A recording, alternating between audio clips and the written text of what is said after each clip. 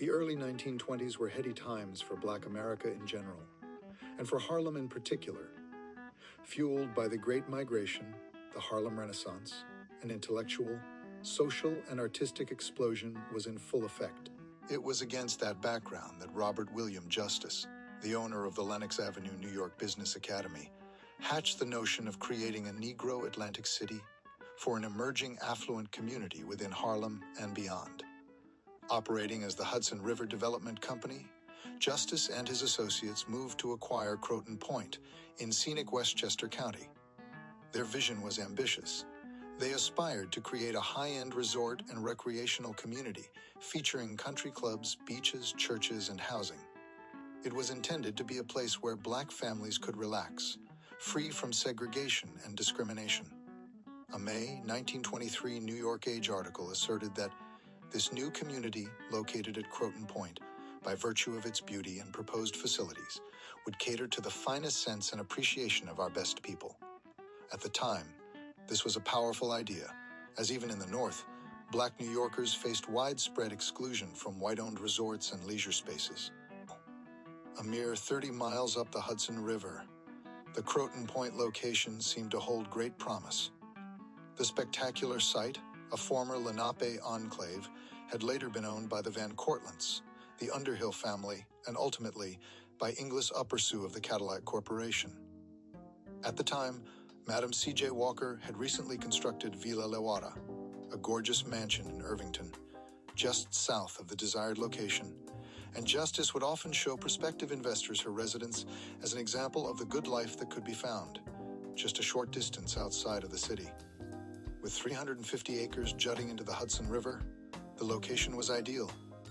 It featured easy rail access from New York City and was known for its recreational potential.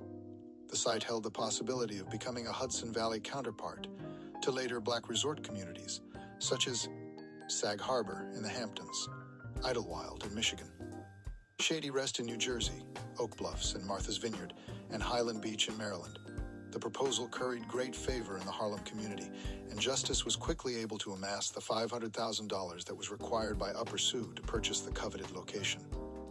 Upon arrival at scenic Croton Point, potential buyers were wined and dined at the Underhill Mansion and surrounding areas, giving a window of insight into the good life that was a mere hour from the Big Apple. When word got out, there was a great hue and cry among locals to scuttle the initiative.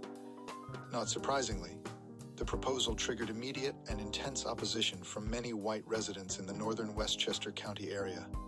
Fear-mongering local newspapers and civic voices expressed alarm in unvarnished and explicitly racial terms. One editorial warned of a corporation of Negroes from Harlem and prompted concern that property values would plummet if they were successful in their bid to acquire the site.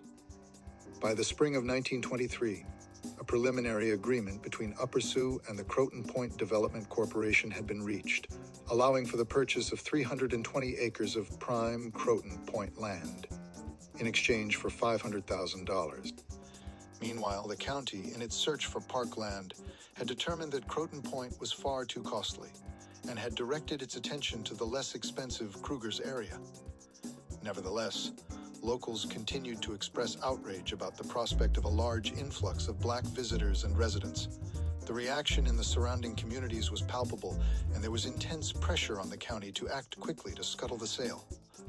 At the 11th hour, in a rapid and decisive step, Westchester County intervened, exercising its power of eminent domain to snatch the property from the grasp of the Harlem Business Group. Ultimately, the county purchased the entire property for about $360,000, a number which was well below Uppersue's $500,000 asking price, immediately converting it into what is now known as Croton Point Park. Officially, the county denied racial motivation, but contemporaneous reporting strongly suggests that community pressure and racial opposition played a major role in its decision. The entire episode spoke volumes about what might have been. If successful, the Harlem acquisition of Croton Point would have become one of the earliest major Black-owned resort communities in the Northeast, and a significant center of Black cultural and economic life outside the city. Instead, it became a dream deferred, yet another in a litany of cases of structural racial exclusion. The The episode is now often cited as an example of how black capital and development efforts were blocked, even outside the Jim Crow South, and how the use of legal tools like eminent domain promoted that kind of unfair exclusion, which was ostensibly neutral but undergirded by racial bias. Not unexpectedly, the nasty affair has been mostly omitted from the historical record. For more than a century, this account was scarcely mentioned in official histories of Croton Point, which focused instead on Native American and colonial land ownership, the Underhill family's wine and brick industries, and of course, the park's natural beauty and recreational amenities. The thorny matter of the Harlem Dream denied has been relegated to the dustbin of history. The notion of what if the events of 1923 had played out differently has faded from our collective memory. But consider how different Upper Westchester would have been demographically had fairness prevailed.